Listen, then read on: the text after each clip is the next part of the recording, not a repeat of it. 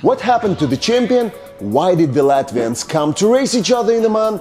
And is Deane truly human, not a machine? Hello, this is Grinya, and today we'll discuss the first stage of the 2024 Oman International Drift Championship season. Let's roll!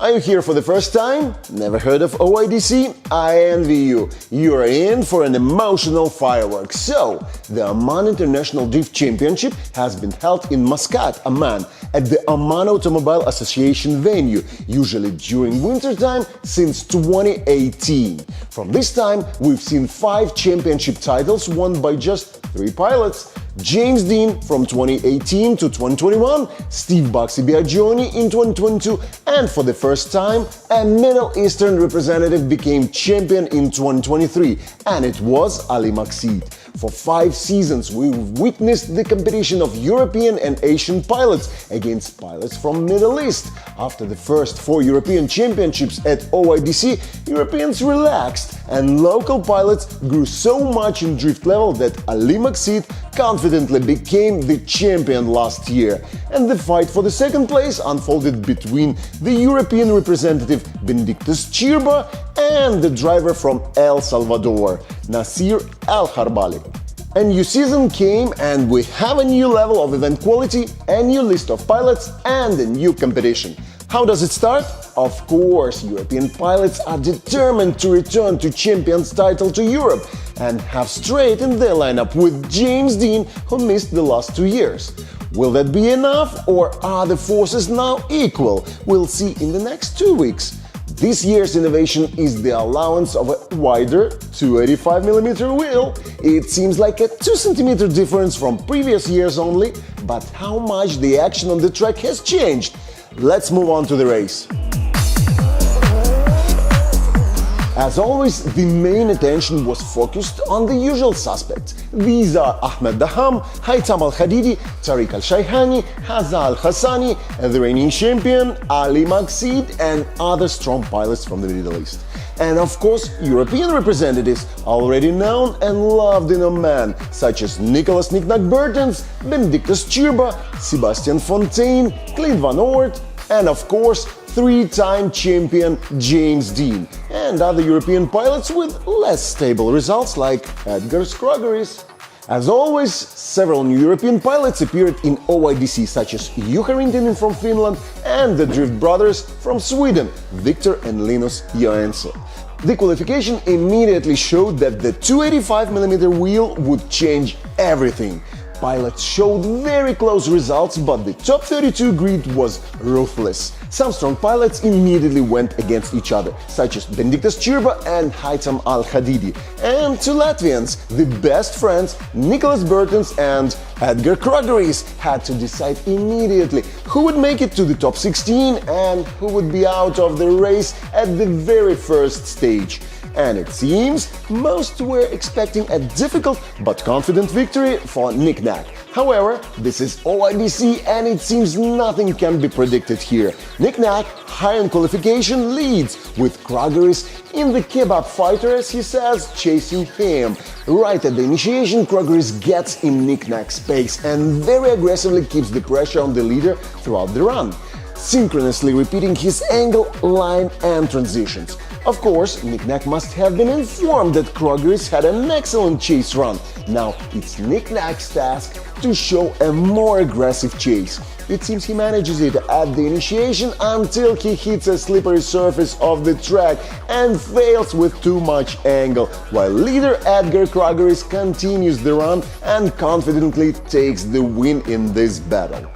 But not even this became the main sensation of the top 32. The reigning champion Ali Maksid from Kuwait faced off against FIA representative Dennis Migal in the top 32.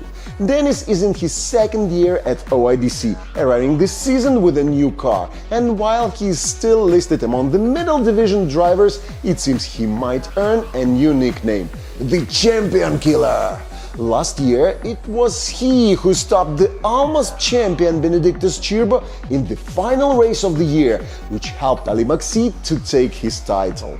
This year, it was Ali Maksid's turn. It should be said that Dennis doesn't knock champions out, rather champions lose to him, but let's get into details. So, Maksid, high in the qualification, drives as the leader in his usual very fast and obedient GT86. Dennis acts as the chaser. It's fearless to drive behind a stable and fast leader, and the only task is to keep up with the leader's action. Last year, drivers discussed this strange change in grip conditions on the track when the sun sets and the track surface cools down. By all laws of physics, grip should become less, but not on the track in Muscat. With the sunset, the grip unevenly increases along the entire length of the track due to the layer of rubber left by the drivers during the morning and daytime training sessions. Predicting how much the grip has increased and how to adjust the car settings for it is almost impossible. Ali Maksid always drives very aggressively, and for this purpose he uses the best settings to achieve maximum grip. It seems that in this race he didn't manage to guess the perfect settings, so the leader makes his first mistake at the initiation by going off the track with one wheel. Dennis Miguel knows that the leader is very fast and chooses to drive on the incorrect middle line, but not to lose pressure on the leader. Maksid makes a few more minor errors while Miguel keeps pressuring the leader throughout the race. The roles are reversed, and now Ali Maksid needs to compensate for all his mistakes as a leader with an almost perfect run as a chaser. And here begins the inner struggle of the champion. Ali is a very aggressive driver, and often this aggression hinders him. This run as the chaser was too aggressive, very interesting, but in the deceleration zone, Maksid allows minimal contact with the leader, which leads to a slightly faster transition speed for Dennis Miguel and a spin as the result. After which, Maksid also collides with his opponent. After brief consideration, the judges come to the verdict that victory goes to Dennis Miguel, and the reigning champion leaves the race at the top 32 stage, which greatly complicates his task of repeating his championship title with only 2 stages of OIDC 2024 left. The top 16 was not very fortunate for the drivers from Oman. James Deane defeated Benedictus Chirba, Ahmed Daham got intimidated by slightly burning Nasir Al-Kharbali, Al-Amri showed Maksid how easily it was to beat Miguel, and Tariq Al-Shaihani crashed out of the track at the initiation and damaged his car, which prevented him from continuing the race. Riyad Mafsali quite frustratingly couldn't move from the start and nearly handed the victory to Sebastian Fontaine without a fight. Both Lebanese drivers Sabeh and Chihab were confidently defeated by the Finn Rintanen and the representative of the UAE Al Hassani, and in the latter case the battle ended with the Lebanese driver's car wrecked. Interestingly, the Latvian Krogers defeated the Irishman Brady, proving that the victory over Nicknack was not a fluke. In the quarterfinals, an error by Al-Amri at the initiation led to Van Oort's victory. Thus, the last representative of Oman left the race. Rintanen and Al-Hassani could not decide who was stronger in the first place and went for a one more time, where the race finally lost its Middle Eastern representatives. Earlier, James Deane and Nasir Al-Kharbali opened the top 8 bracket, but I want to focus more on this battle. First of all, Nasir Al-Kharbali was driving this OIDC car for the first time here. Last year, he achieved very good results on the 350Z and decided to switch to a S chassis for the new season. It seems the car is still undergoing tests, as the first stage revealed a problem where remnants of rubber would ignite on the hot exhaust, leading further to the ignition of the gases of E85 racing fuel, which most participants use. This happened in the race against Ahmed Daham, which possibly distracted Daham from driving and he lost. But such tricks are really hard to pull off with James Deane. Although he is very emotional outside the car, inside the car he seems to be a nice cold killer. No fire can perturb him. Even at the moment when Al-Kharbali's car was already ablaze with fire, James Deane approached so closely that the reflection of the fire could be seen on the sides of his car. How does he do it? And in general, I've noticed that it is not at all difficult for this driver to repeat seemingly complex actions the same way over and over again. Look at how he always makes the final turn near the very edge of the line. I know the secret. It's no coincidence he got such a nickname. He really is a machine. I'll be back. The top four became exclusively European. James Deane against Clint Van Oort and Juha Rintanen against Edgars Kragaris. The battles were quite straightforward. Deane and Rintanen won, but Van Oort and Edgars remained to fight for the last chance to get on the podium. And Edgars Kragaris fully seized this opportunity. Pay special attention to this guy this year. I really like the way he drives, and I hope he can demonstrate consistent results throughout the OIDC 2024 Championship.